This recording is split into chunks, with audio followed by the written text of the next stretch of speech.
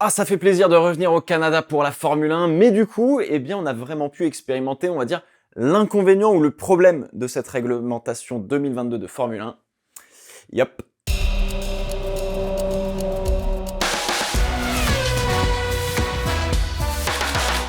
Salut tout le monde, bienvenue dans le Fast 5 réactions sur le Grand Prix du Canada 2022 de Formule 1, c'est parti. On commence par la première réaction, elle concerne Fernando Alonso et Alpine un petit peu plus globalement. Alors, quand on part P2 sur la grille de départ, quand on est en première ligne, on tente forcément de viser au moins le podium, même si on sait qu'à la régulière, on peut attraper seulement, allez, on va dire une P6, puisque Red Bull, Ferrari et Mercedes sont quand même devant. Alors du coup, Alonso, en début de course, il tenait le rythme de la Red Bull et de la Ferrari. Alors oui, il se faisait tranquillement décrocher, ça c'est normal, mais je veux dire, il s'est pas retrouvé à 15 secondes d'un coup sec au bout de 5-6 tours, quoi, grosso modo. Le rythme, il était clairement là, et la Mercedes de Lewis Hamilton avait à peu près la même performance, puisque il arrivait à tenir Alonso, et il avait déjà décroché son coéquipier, George Russell. Donc il y a clairement, entre guillemets, une énorme partie du taf qui est faite. Maintenant, faut pouvoir optimiser la stratégie pour couvrir la perte de ces quelques dixièmes, on va dire, par tour que l'Alpine prend naturellement par rapport à la différence de performance avec la Red Bull et la Ferrari notamment. Alors du coup, est-ce qu'on a loupé quelque chose chez Alpine pour la stratégie? Et on serait tenté de dire un énorme oui très clairement. Et en fait, non, c'est plutôt un concours de circonstances qu'une véritable erreur de stratégiste. Alors, à la première virtual safety car, autant on a le choix, on peut s'arrêter, mais clairement, on est en train de basculer sur une stratégie à 2 arrêts, avec 60 tours restants à faire juste sur des gommes dures. C'est pas possible de faire tenir un gomme sur 60 tours, ou alors très difficilement. Donc, continuer comme Carlos Sainz en attendant soit un autre événement de course, soit en mettant la pression avec des meilleures gommes en fin de course, c'est vraiment pas idiot pour le coup. Mais à la deuxième VSC, qui arrive à peu près 10 tours plus tard, ouais, là fallait s'arrêter. C'est ce qu'a fait Sainz, c'est ce qu'a fait George Russell, et ça aurait gardé Fernando Alonso dans la bataille pour des bonnes grosses places, je pense. Sauf que, eh bien, la Virtual Safety Car se déclenche au moment où Alonso se retrouve au virage 1. Donc, en fait, il a déjà passé la ligne des stands, il a déjà passé son entrée. Donc, il faut faire tout un tour et on lui dit dans la radio, eh bien, tu rentres ce tour, sauf si la Virtual Safety Car s'arrête. Pas de bol, drapeau vert en arrivant dans la dernière chicane. Alonso, du coup, n'a pas le choix que de continuer encore un petit peu plus. Et c'est ça, finalement, qui va le mettre dans la sauce. C'est juste un mauvais timing, ça l'oblige à encore plus allonger son premier relais et c'est ça qui va le mettre en mauvaise posture pour toute la fin de course. Alors en plus de ça, on a une safety car un petit peu plus tardive, justement, qui arrive sur la fin de course. Quoi qu'il arrive, en fait, ça l'oblige à repasser des gommes neuves parce que les gommes hard usées commençaient à être un petit peu compliquées. Donc il pouvait pas faire grand chose malheureusement. Alors on ajoute à cela le fait qu'il perdait beaucoup de vitesse en sortie de virage à cause d'une fuite d'air, je crois, dans le moteur. C'était donc de la survie, comme il l'a dit, depuis le tour 20, et Ocon l'a aidé quand même avec le DRS. On a senti beaucoup de frustration chez Alonso parce que il était clairement au-dessus d'Esteban ce week-end, ça on peut pas le nier. On peut ajouter qu'il se prend 5 secondes de pénalité pour avoir fait un joli gros zigzag dans la ligne droite dans le dernier tour pour se protéger face à Bottas. J'ai revu les images, c'est plutôt mérité, même si je trouve ça peut-être un petit peu dur. J'avais l'impression que Alonso savait pas trop où se placer Bottas. Bref, P9, c'est frustrant. Alors à contrario, les Mercedes ont été absolument parfaites. Hamilton a calqué sa stratégie sur la première Virtual Safety Car, alors que Russell a eu encore une fois une chatte absolument monstrueuse des enfers pour la deuxième Virtual Safety Car, puisque elle se déclenche pile au moment quand il arrive au moment de freiner pour savoir si on va tout droit dans les stands ou si on prend la piste pour continuer. En termes de rythme, c'était dans les mêmes temps que Verstappen pour Lewis Hamilton qui gérait sa course en tête à très peu de choses près, donc c'est vachement encourageant. Alors à savoir quand même que chez Mercedes, on a testé 2 configurations de plancher différentes de voitures en FP1, que c'était pas bon et qu'on est revenu à la normale pour la course entre guillemets, donc ils ont du boulot pour comprendre et savoir pourquoi les nouvelles pièces n'ont pas fonctionné, d'où le fait d'avoir un Lewis Hamilton qui parlait d'une voiture absolument catastrophique le vendredi et même un petit peu en qualif, en début de week-end quoi, et qui fait quand même une P3 le dimanche. Alors bon, on verra parce que il paraît qu'il doit y avoir des grosses updates chez Mercedes à Silverstone pour le prochain Grand Prix. Deuxième réaction, on va parler de la très belle remontée de Charles Leclerc quand même, qui n'a pas été de tout repos, on va se le dire. Le Monégasque a pour le coup plutôt bien limité la casse avec sa pénalité moteur prise sur cette grille de départ au Canada. Ne vous détrompez pas, hein, ce genre de situation, ça va arriver d'une manière ou d'une autre à Max Verstappen. Il s'agira pour Leclerc à ce moment-là de prendre la victoire quand Verstappen devra faire une remontada en espérant que il revienne pas sur le podium, quoi. Alors P5 à l'arrivée sur un circuit où c'était pas si simple finalement de dépasser par rapport à avant. Il a mis du temps à se sortir du fond de peloton en début de course. Il était aussi en stratégie décalée avec les pneus durs face à des pneus médiums. Donc il allait pousser très loin son premier relais. Il fallait juste garder un œil sur les pneus, mais le différentiel de performance n'était pas aussi, on va dire, impressionnant que ce à quoi on pouvait s'attendre. C'était net. On sait que la Ferrari était meilleure, mais c'était pas suffisant ou c'était pas énorme. La preuve en est, en fait, il est resté bloqué derrière l'Alpine d'Esteban Ocon pendant grosso modo une bonne grosse quinzaine de tours, je dirais, avec le DRS, et il pouvait absolument rien faire. Alors, la vitesse de pointe de l'Alpine, oui, c'est vrai, ça joue, mais il faut pas déconner non plus, il n'y a pas que ça. C'était pneus durs neufs pour Ocon et pneus durs usés pour Leclerc. Et hop, finalement, on a deux voitures qui se matchaient quand même pas mal. Alors, très bonne décision de Ferrari, pour le coup, de l'arrêter au 41e tour pour se décaler par rapport à Esteban Ocon et puis enfin faire son premier arrêt.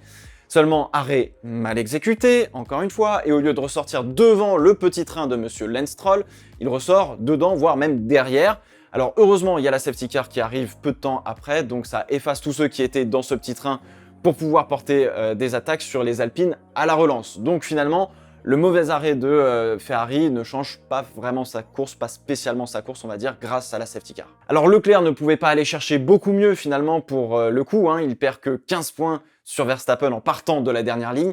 Ferrari profite finalement de l'abandon de Sergio Pérez tôt dans la course pour reprendre seulement 4 petits points à Red Bull, c'est déjà ça, mais ça fait quand même vachement mal, quoi. Bon, alors Sergio Pérez qui partait un petit peu plus loin sur la grille à cause de son erreur en qualif, on n'a pas eu le temps de le voir vraiment à l'œuvre, hein, puisque c'était déjà la boîte qui rendait l'âme au 8e tour de course.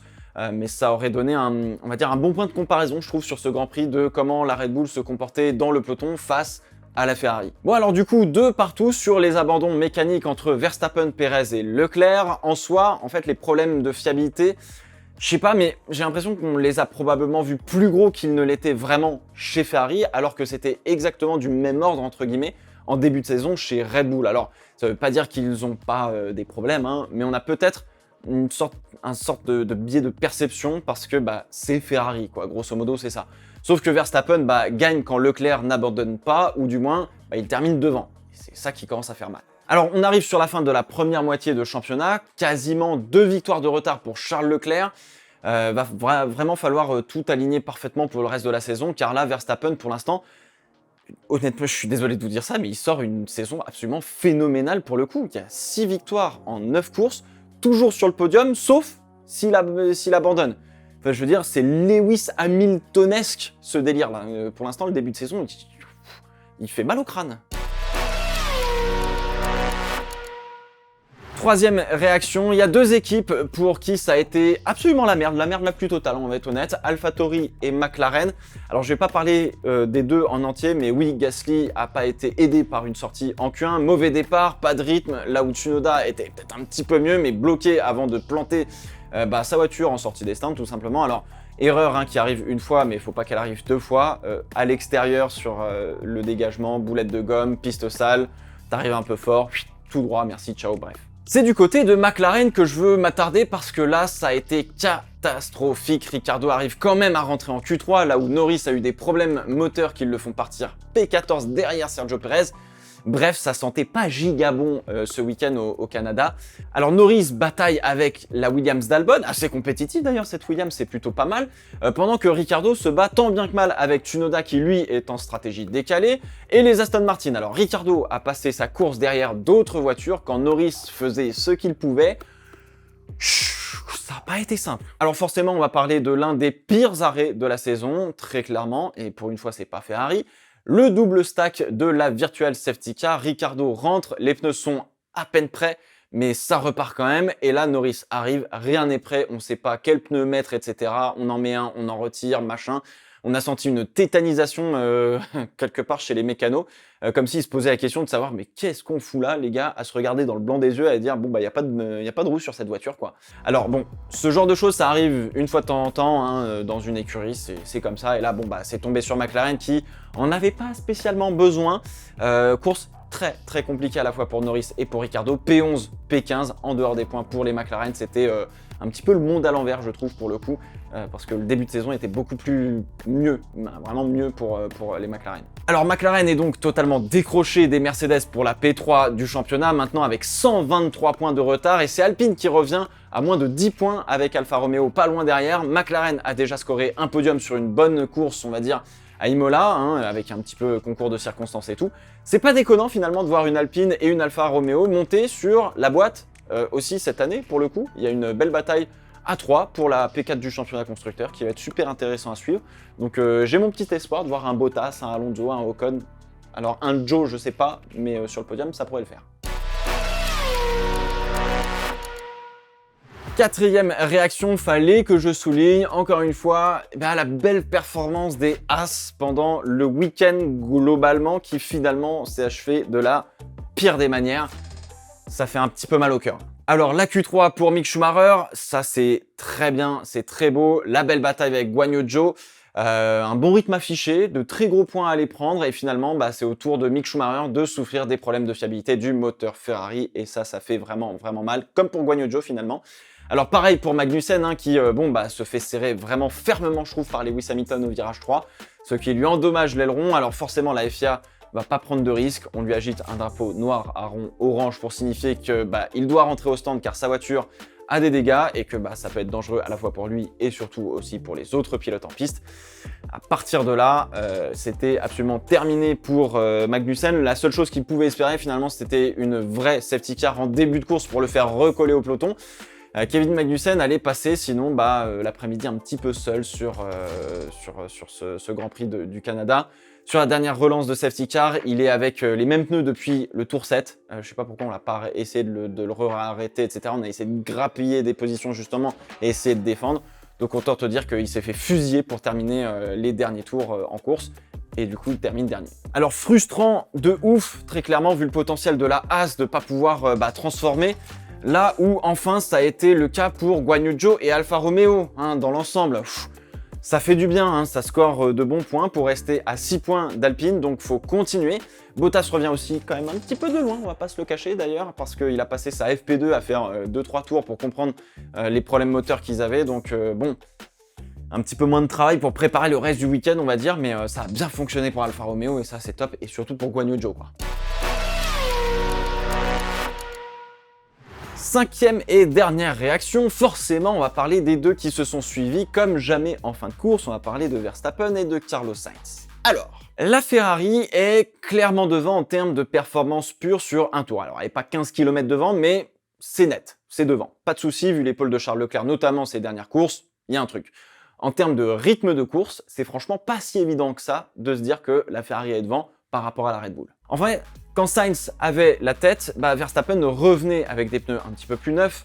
Quand Verstappen avait la tête, c'était l'inverse, c'était Sainz qui revenait aussi petit à petit. Alors, j'aurais tendance à dire qu'on sait mieux extraire, on va dire, la performance de la Red Bull avec peut-être un petit peu moins de potentiel à aller chercher, alors qu'on a encore une petite marge à aller chercher chez Ferrari, peut-être un petit peu plus de potentiel, mais on sait moins bien extraire la performance de la voiture à ce stade de la saison parce que c'était pas forcément le cas en début de saison. Le sprint final était donc assez intéressant à voir, mais on se heurte enfin à l'inconvénient de cette nouvelle réglementation, l'aspiration. Eh oui, vu qu'on a fait en sorte que la voiture de devant perturbe moins le sillage derrière, c'est nickel pour suivre en virage, mais du coup en ligne droite, l'aspiration est bien moins importante que les années précédentes. Donc du coup on revient moins vite sur l'adversaire. Et sur cette course, on l'a vu à tous les niveaux, quand les voitures sont proches en termes de performance, le DRS ne suffisait absolument pas à dépasser, mais il suffisait même pas finalement pour pouvoir porter une attaque. Donc les voitures se suivent de plus près, oui, mais très clairement, elles ne peuvent pas se mettre à hauteur pour tenter une attaque. C'est même pas pour dépasser, c'est pour tenter une attaque. Retour du coup juste sur le sprint final entre Sainz et Verstappen. Très bon choix, je pense, de la part de Sainz de demander les pneus durs pour le sprint final. Les médiums, en fait, auraient un petit peu trop souffert, auraient probablement surchauffé plus vite. Il aurait eu une grosse perf, on va dire, pendant 4-5 tours pour tenter une attaque avant que le pneu s'effondre. En soi, avec des médiums, en fait, il aurait probablement pu porter une attaque, mais il aurait sombré derrière. Donc finalement, je suis pas sûr que ça aurait été un pari gagnant. Et vu comment il glissait avec les hards dans le dernier tour, c'est vous dire ce qu'il leur a fait subir. Donc très bon choix, je pense, de prendre les hards pour ceux à qui ça intéresse. Alors oui, Verstappen a résisté à la pression que Sainz lui mettait, mais la pression était quand même assez relative, je trouve, car à aucun moment, en fait, Sainz n'a pu justement se porter à hauteur ou même obliger Verstappen à prendre une ligne défensive. Et justement, si Sainz réussissait à faire en sorte que Verstappen défende une position où il y a un petit peu cette pression-là de se dire « Ah, là, va falloir vraiment que je me décale », et même si Sainz plongeait pas, ça l'aurait forcément un petit peu plus rapproché, ça aurait, entre guillemets, déclenché la bataille de positionnement sur la piste. Verstappen a tenu, bravo, pour être honnête, je pense pas que Leclerc aurait fait beaucoup mieux pour le coup. Peut-être que lui aurait réussi à déclencher la bataille, je sais pas. À vous de me dire dans les commentaires, vraiment je sais pas, mais ça n'a pas été facile. En soi, sur le moment, j'ai eu aucun doute sur le fait que Sainz n'irait pas chercher la victoire. Alors ça me fait mal de vous dire ça comme ça, mais c'est la réalité. Fallait porter une attaque, donc obliger Verstappen à prendre une position défensive. Et Verstappen, je sais pas si vous connaissez le gamin, mais il est quand même prêt à absolument tout pour pouvoir défendre. Fallait pouvoir plonger pour se mettre à hauteur, tout simplement. Et on l'a vu, c'est hyper compliqué quand les deux voitures ont une performance similaire. Et alors, fallait pouvoir construire un dépassement et pouvoir sortir de cette bataille en tête.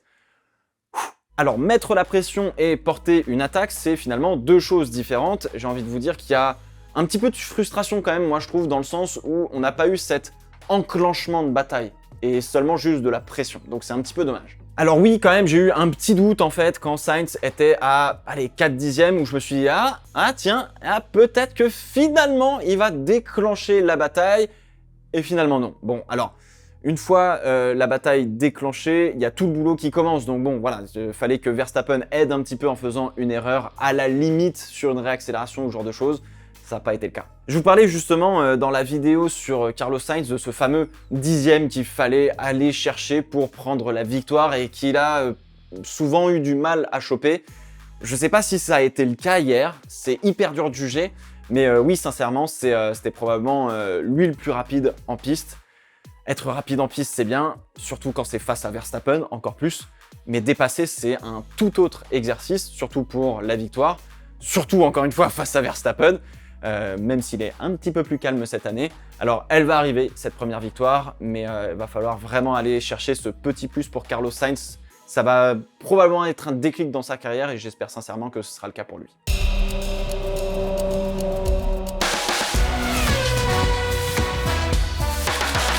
Voilà, c'est la fin de ce Fast 5, j'espère qu'il vous a plu. N'hésitez pas à me donner vos réactions dans les commentaires. On se retrouve dans 2 semaines pour le Fast 5 du Grand Prix de Grande-Bretagne. En attendant, portez-vous bien. Ciao, ciao.